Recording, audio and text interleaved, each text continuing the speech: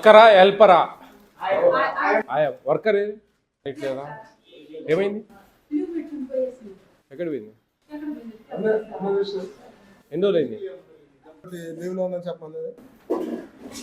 లేదు మా 15 రోజులు అంటే ఏ రోజు నుంచి ఏ రోజు ఊరు కానీ వచ్చి ఇచ్చిపోయాడు సార్ సార్ పోయిన నెలలో 14వ తేదీ ఇచ్చిపోయాడు సార్. మరి 15 రోజులు అయిపోయింది కదా ఏమి ఎక్కడికి పోయింది మీకు తెలియదా ఏంది విషయం?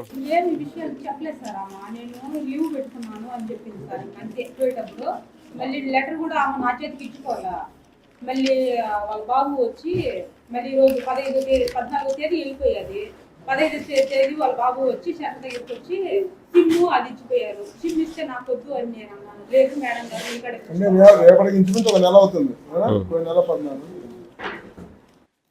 ఇప్పుడు ఏమి ప్రాబ్లం ఏందంట?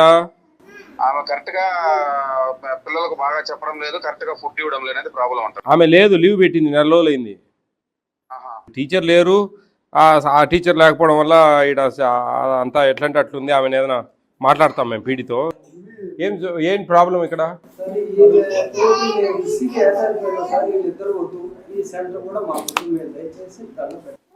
ఏం ప్రాబ్లం?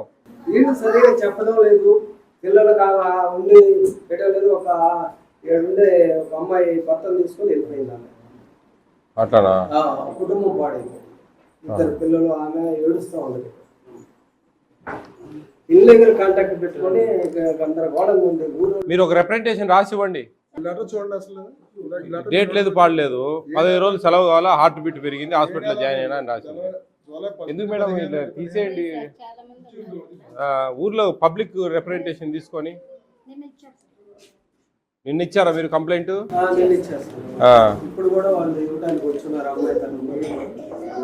మనకేమో అది మనకు సంబంధం లేదు,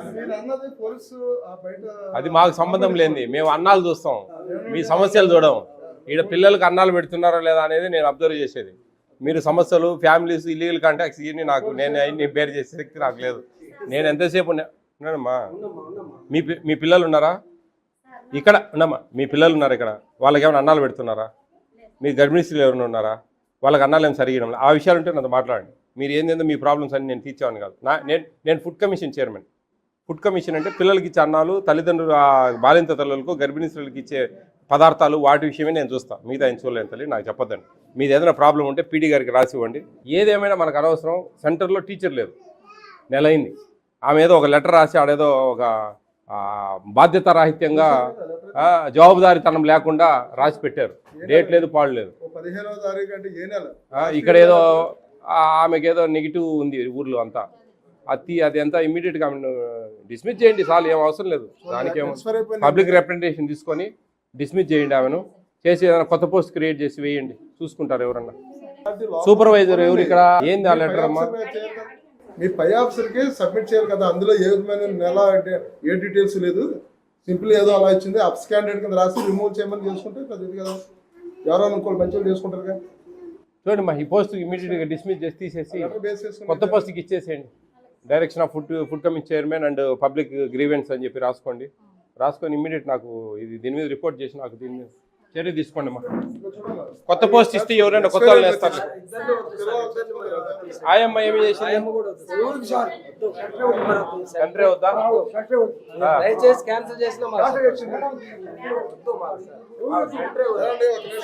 పీడీ గారికి చూడండి, వాళ్ళదేదో వాళ్ళ ప్రాబ్లం.